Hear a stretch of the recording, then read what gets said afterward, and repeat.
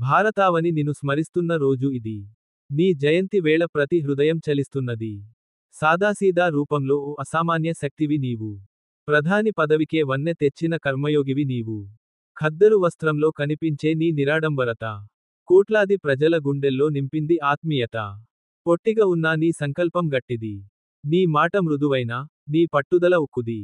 అధికారం అహంకారానికి దారి కాదని చాటి చెప్పావు.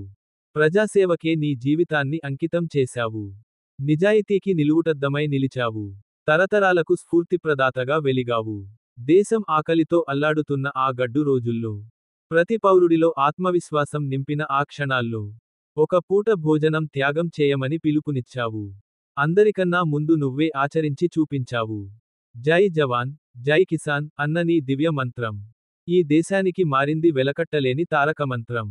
సరిహద్దున పోరాడే సైనికుడికి, పొలంలో శ్రమించే రైతుకు సరిసమాన గౌరవాన్నిచ్చిన మహనీయుడా. శత్రువు కాలు దువ్విన ఆ క్లిష్ట సమయంలో, నీ నాయకత్వ పటిమతో దేశం విజయం సాధించింది. భారత పౌరుషాన్ని ప్రపంచానికి చాటి చెప్పావు. హిమాలయమంత ధైర్యంతో ముందుండి నడిపించావు. విజయం తర్వాత శాంతి కోసం తాష్కెంట్కు వెళ్ళావు. కానీ తిరిగిరాని లోకాలకు శాశ్వతంగా వెళ్ళిపోయావు. ఆ రాత్రి ఏం జరిగిందో అంతుచిక్కని రహస్యం. కోట్లాది భారతీయుల గుండెల్లో మిగిలింది తీరని శోకం. శాంతి కపోతమా, ఓ అజాతశత్రువా, నీవు లేని లోటు ఈ దేశానికి తీరనిది.